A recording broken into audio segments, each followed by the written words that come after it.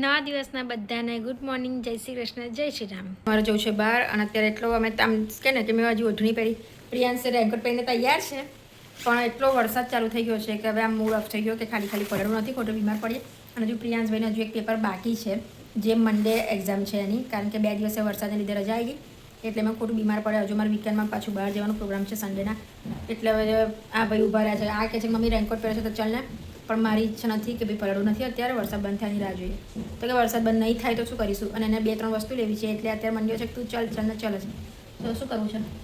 જઈએ ને, હજી મારે ચોકોપાઈ લેવી છે. અને ચોકોપાઈ માટે વરસાદમાં પલળતો લઈ જાય છે, વિચારો. કોના છોકરા આવે છે ખાસ કહેજો કોમેન્ટમાં. તારા તું તો છું જ. આ ભાઈને વરસાદમાં ચોકોપાઈઓ ખાવી છે, તો કહે છે કે ચાલ જઈએ. બોલો, ચોકોપાઈ માટે પલળાવશે 15 રૂપિયાની ચોકોપાઈ માટે. ના છે બોક્સ લઉં છે. હા, અને એવી છે, અને હજી તો કપકેક ખાવું છે. ઓ બાપા, ચલો લઈ જઈએ. બીજું શું, આ છોકરાઓ ઘરે હોય ને એટલે એમના નામના ખર્ચા ચાલુ, સમજી લેવાનું. ચલો તમે વરસાદમાં નાહીને આવીએ, પલળીને આવીએ અને ખરીદી કરતા આવીએ. ત્યાં સુધી બાય. ઘરે રહો, સેફ રહો, સુરક્ષિત રહો. કારા વગર બહાર ના નીકળો અને ખોટું પલળશો નહીં. અને બહાર જવો તો આના જેમ રેનકોટ પહેરીને જજો. હા જો અમારો છોકરો તૈયાર થઈ ગયો મસ્ત. ચાલ લાઈટ બંધ કરી દે, આપણે જતા આવીએ. પ્રિયાંશની ચોકોપાઈ, કપકેક અને પફ લઈને અમે પહોંચી ગયા હતા ઝુડિયોમાં, કારણ કે ત્યાં હું સેલ હોય એટલે મને ખરીદી કરવાનું આમ કહે ને ક્રેઝી છું, એટલે પછી બસ અમે પહોંચી ગયા હતા ફટાફટ. પ્રિયાંશે કીધું મમ્મી ફટાફટ તારું શોપિંગ કરી દે. પહોંચી ગયા અમે ઘરે. જોઈ શકો છો ગાઈસ, મમ્મીએ પેટીસ બનાવી છે, મસ્ત બની ગઈ છે. અને અત્યારે રગડો ગરમ ગરમ ગેસ ઉપર ચાલી રહ્યો છે. આજે મારા ફ્રેન્ડને ત્યાં મોકલાવાનું છે, એટલે જોઈ શકો છો કે મસ્ત ઘીમાં શેકેલી ગરમા ગરમ પેટીસ. જોઈને તમને આઈડિયા આવી ગયો છે કે આજે રગડા પેટીસનો પ્રોગ્રામ છે મારા ઘરે. આ છે ચટાકેદાર રગડો, સુગંધ જેટલી સરસ આવે છે. તો જમીને અમે બેસી ગયા હતા કામે, અને પ્રિયાંશ એનું સ્ટડી કરતો, કારણ કે ટ્યુશનમાં એના ક્લાસીસમાં એક્ઝામ્સ છે એટલે. અને બસ મેં કપડાં પડ્યા હતા, કપડાં ફોલ્ડ કર્યા, કામ પતાવીને અમે નીકળી ગયા સિટીમાં, કારણ કે સિટીમાં પણ અમારે થોડું ઘણું કામ હતું, થોડું બાઇકનું કામ હતું, લાઇટ્સ નખાવી હતી એટલા માટે. કારણ કે નિકુંજને બાઇકમાં કંઈક ને કંઈક એને નખાવાનું બહુ ગમે છે, ગાડી હોય કે બાઇક હોય તો એને લાઇટ નખાવી હતી, મોબાઈલ કવર નખાવતું. તો બસ પછી અમે એ બધું કર્યું, લાઇટ જોઈ, મોબાઈલ કવર નખાવ્યું, અને પછી ત્યાં ચાલુ થયો ધમધોકાર વરસાદ. અમે સિટીમાં આવ્યા છે અને વરસાદ અચાનક ચાલુ થઈ ગયો, એટલે અમારો આખો પ્લાન અલગ હતો કે ખરીદી કરવાની હતી. જો અમે અત્યારે શેડ નીચે ઊભા છીએ, કારણ કે વરસાદ એટલો બહુ ચાલુ થઈ ગયો છે, એટલે क्या सोचते आए थे और क्या से क्या हो गया देखते देखते. बारिश नहीं थी तो घर से खुश होके निकले कि आज तो नहीं, आज मजा करीશું. हाँ, और इधर आके सब टाइम फिश हो गया, सब क्या फिश हो गया. इतना सोच के आए थे और हमको सिटी में भी इतना काम था, पर अभी क्या करे, पूरा बारिश इतना हो रहा है कि हमको ये छज्जे के नीचे खड़ा होना पड़ा अभी. टाइम भी बिगड़ा, मूड भी बिगड़ा अभी, और क्या करे अभी बारिश इतनी फास्ट हो रही कि जा भी नहीं सकते. બહુ મોટો ધક્કો પડ્યો આપણે સિટીમાં. આપણે પલળવું પડશે, એ નકામો પાછો ધક્કો પડ્યો. સહી વાત છે. વરસાદ બંધ થઈ ગયો છે, તમે પાછા નીકળી ગયા છે, જોઈ શકો છો. કારણ કે જો વરસાદ હવે નથી પડતો, ચાલે પડે છે, એટલે પલળાય એવું છે, પણ ઓવર ના પડી જાવ. બધું તમારા કામ તો ખપશે, પણ મૂડ ઓફ થઈ ગયો, કારણ કે એટલો ગંદોરો થઈ ગયો છે, ભીનું છે, એટલે તો જે મજાથી આવ્યા હતા ને એ મજા સ્ટોપ થઈ ગઈ અમારી. પણ હવે ઘરે જઈએ છીએ, પણ વિચાર્યું કે ઘરે જતાં જો થોડું કામ પતતું હોય તો પતાવતા જઈએ કે સ્ટેશન આવ્યા છે તો આપણું કામ પતે. એટલે જોઈએ છીએ હવે કામ પતે છે અને અમે શું લઈ શકીએ છીએ. Let's see. સિટીમાંથી આવ્યા એટલે પ્રિયાંશ એક્સરસાઇઝ કરવા બેસી ગયા, એ અને એનો ફ્રેન્ડ, અને પછી પ્રિયાંશ પાઠ કરવા બેઠો. એને આ ટેવ પ્રિયાંશને એના બાજુડેથી પડેલી છે, તો હવે રેગ્યુલર એને આદત પડી ગઈ છે કે કાઉન્ટરમાં ઓલવેઝ એ પાઠ કરે છે. હું કામ પરવારીને બેઠી છું, સિટીમાંથી આવ્યા એટલે થાકી ગયા હતા, અને પ્રિયાંશ અત્યારે પાઠ કરે છે, તો ત્યાં સુધી હું ફટાફટ રેડી થઈ જાઉં, કારણ કે કિચનનું કામ પણ પતી ગયું છે. અને નિકુંજ હવે આવવાની તૈયારીમાં જ છે, એટલે એને કીધું કે આપણે આવીને જમીશું, પહેલાં આપણે ડીમાર્ટ જતા આવીએ. તો ઓકે, ચલો ફટાફટ હું રેડી થઈ જાઉં. અમે જઈએ છીએ ડીમાર્ટ, કારણ કે થોડો સામાન લેવો છે, એટલા માટે.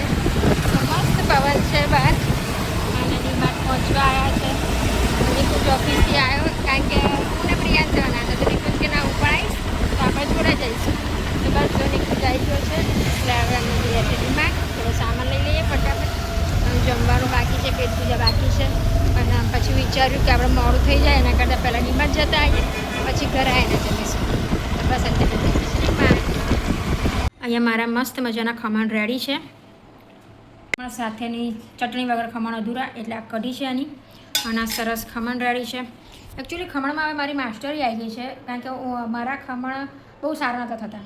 પણ મારા સાસુ જોડેથી હું શીખી ગઈ તો હવે 19-20 પણ નથી થતું એમ કે પરફેક્ટ એમના જેવા જ ખમણ મારા બને છે. તો હવે સેટિસ્ફેક્શન મને અને મારા ઘરનાને થાય છે કે સરસ ચલો હવે મમ્મી વગર તો ખમણ બનાવતા થઈ ગઈ કે મમ્મી એક ટાઈમ ના હોય તો ચાલી જાય કે બહાર ગયા હોય આ તેમ ખમણ બનાવવાની ઈચ્છા થાય. અત્યાર સુધી એવું હતું કે મમ્મી હોય ને તો જ ખમણ બધા ખાતા હતા કારણ કે મારા સારા નથી થતા એટલે મમ્મીને જ કહેવું પડે મમ્મી તમે બનાવો મમ્મી તમે બનાવો. પણ હવે મારા સારા થઈ ગયા છે એટલે મને કોમ્પ્લિમેન્ટ મળતું થઈ ગયું કે ખુશી તારા ખમણ હવે મારા કરતાં પણ સારા બનતા થઈ ગયા છે. તો બસ સરસ ખમણ બનાવ્યા છે. કુંજની રાહ જોઈએ એ બસ નિકુંજ આવે એટલે જમવા બેસી ફટાફટ. તો ત્યાં સુધી ચલો એના પાઠ પતાવે ત્યાં સુધી હું બીજું એક કામ કરી દઉં. મારે થોડી ઇસ્ત્રી કરવાની છે તો એ પતાવી દઉં. નિકુંજ આવી ગયો છે ઓફિસથી પણ નિકુંજ માટે મેં બનાવ્યું છે બીજી સરપ્રાઈઝ કે આ મસ્ત રસાદારવાળી જેવું શાક બનાવ્યું છે. યસ જોરદાર કલર પરથી તમે સમજી ગયા હશો કેટલું જોરદાર બન્યું છે. તવ છાલવાળું રસાદાર શાક બટાકાનું કોને ભાવે છે કોમેન્ટમાં ખાસ કહેજો. જોડે મેં બનાવી છે કડક ભાખરી અમારી પટેલોની ફેમસ જે પટેલ છે સમજી ગયા હશે કે આ મસ્ત કડક ભાખરી બનાવી છે. આ ભાખરી મારા જીજાજીને બહુ જ ભાવે છે પણ મારે કાલે નિકુંજને ઓફિસમાં મોકલાવાની છે બાકી એમને ત્યાં હું ચોક્કસ મોકલાવા એટલે વ્લોગ જોઈને કદાચ ફરી મને ફોન હો આવશે કે બનાવી તેને મોકલાવી નહીં નેક્સ્ટ ટાઈમ પાકું હું તમને તમારે ત્યાં મોકલાવીશ જીજાજી. અને બીજું મેં વઘારેલી ખીચડી બનાવી છે એ પણ બતાવી દઉં. તો આજે ફૂલ મેનુ એટલું મસ્ત છે ને કે આમ બહારનું ખાતો હોય ને વાડીનું એવું આમ ફિલિંગ આવશે. તો ચાલ ફટાફટ આવી જા નિકુંજ જોરદાર ખાવા બનાવ્યું છે અને વઘારેલી ખીચડી બનાવી છે બતાવી દઉં. આ મસ્ત ખીચડી છે વઘારેલી શાક અને ભાખરી જોડે છે ખમણ. આ હા સોને પે સુહાગા કઈ જાઉં છું પીવડા આ તો ખાવાની મજા આવશે ને. પટેલ ના ભાખરી વગર ના ભાવે. સવારે નાસ્તામાં જોઈએ. એકચ્યુઅલી આ ભાખરી ખુશીના સસરાને બી બહુ ભાવે છે. હા હે ને હા આ તારા સસરાને બી બહુ ભાવે. હા બહુ ભાવે છે એમને રોજ જોઈએ ને હા ભાખરી મળે એટલે બીજું કંઈ ના જોઈએ. મારે અને પપ્પાને આ ભાખરી કમ્પલસરી રોજ જોઈએ જ. હું દૂધ ને ભાખરી અને ચાન ભાખરી ખાય છે. અને એમાં બટાકાનું શાક મળે યસ એટલે તમે જુઓ તો ખરા કે આ શું શાક છે. તમને સ્મેલ નહીં આવતી હે હા. બાકી તો મને તમને સ્મેલ આવે ને તો તમે એમ કે તરત જઈએ ખાવા માટે. હા સાચી વાત છે. કારણ કે અમે તો જે ઊંડા શ્વાસ માણસો લે ને તો આમ પેલું શું કે ઊંડા શ્વાસ નહીં લે પણ હા. તબિયત સુધારવા એવી માટે રીતે આમ સ્મેલ અમે લઈને બટાકાના શાકની ઊંડા શ્વાસ લીધા. હા કારણ કે શાક તો જુઓ જે બન્યું છે એકચ્યુઅલી ઓછું પડશે એવું લાગે છે. એવું છે નહીં જ્યારે વસ્તુ સારી બને ને ત્યારે ઓછી પડે કઈ એવું વાંધો લાગે. નહીં, વાત ખાઈ લઈએ Okay, પછી ચાલો, તારા ચાલો. viewers ને થોડો ઓકે એમને કહે તમે જમી લો ત્યાં સુધી. એકચ્યુઅલી સ્મેલ નથી આવતી બાકી તમે ખુશ થઈ જતા મારું શાક જોઈને. જોડે શેક્યો પાપડ કારણ કે અમારા આ ભાઈને બધું હોય ને તો કંઈક ને કંઈક ખૂટે. બે મીઠું નહીં આવતું યાર ખાવા બેસે ને ત્યારે. મીઠું બરાબર છે તારે વધારે જોઈએ છે એટલે જો આટલી મસ્ત ખાવાનું છે તો એ ભાઈને હજુ તીખું કરવું છે તો મરચું નાખી જો ખીચડી ચટપટી મજા આવે ખાવાની. હવે જો, શાક તો જો વાળી જો બાકી. જો હવે દેખાય. હા ચલ પટેલ હમ લે પાપડ જોડે હમ બધું હતું તો કે પાપડ નથી હમ તો પાપડ શેકાવડાવ્યો ભાઈએ. અને આ પાપડ શેક્યો છે અમારા ચેમ્પે. હમ મજા. હા પ્રિયાસ એકચ્યુઅલી મારા કરતાં વધારે સારો પાપડ શેકે છે. Thank you. કારણ કે જો કેટલો સરસ શેકાયો છે ખુશી સહેજ નાનો પડતા પાપડ ચેક જ નહીં આવડતું. બરી જાય છે નહીં મારાથી ગમે તેટલી ઉતાવળ કરું ને તો બરી જાય છે. ઊંધું બધું ગમે એટલું શાંતિથી કરો ને તોય બરી જાય. હા સાચી વાત છે. ઉતારમાં તો બરી જ જાય. હા શાંતિથી કરું તોય બરી જાય છે. હમ એટલે આ પાપડ શેકવાનું કામ તો યાદ છે કારણ કે એનો સરસ શેકાય પ્રોપર શેકાય છે સહેજ પણ બ્લેક નથી જોઈ લો.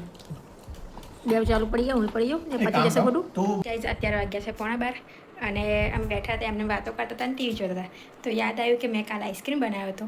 એ નિકુંજ કહે કે આઈસ્ક્રીમ કાઢો એમને બેઠા છે તો મેં કીધું પોપકોર્ન પડી છે તો કે ના પોપકોર્ન નહીં ખાવા મખાને નથી ખાવા આપણે આઈસ્ક્રીમ કાઢો કે ચખાડ્યો અને એ ખાઈએ ટીવી જોતા જોતા મજા આવશે. તો બતાવું તમને કે કેટલો મસ્ત આઈસ્ક્રીમ બન્યો છે. જોઈ શકો છો રાજભોગ આઈસ્ક્રીમ બનાવ્યો છે અને મસ્ત થઈ ગયો છે એકદમ સરસ. તો બસ હવે આ અમે ખાઈએ છીએ અને તોડીને બતાવું કેવો ડિલિશિયસ આઈસ્ક્રીમ બન્યો છે homemade ice cream with full of dry fruit end full of cream. आज की रात होममेड आइसक्रीम के नाम तो જોઈ શકો છો ફૂલ ઓફ ડ્રાય ફ્રૂટ અને એકદમ ક્રીમી આઈસ્ક્રીમ બન્યો છે. તો રાની જોવાતી એટલે હવે તૂટી પડે ખાવા માટે. તો ચલો હું આઈસ્ક્રીમ ખાઈ લઉં ત્યાં સુધી બધાને ગુડ નાઇટ જય શ્રી કૃષ્ણ જય શ્રી રામ.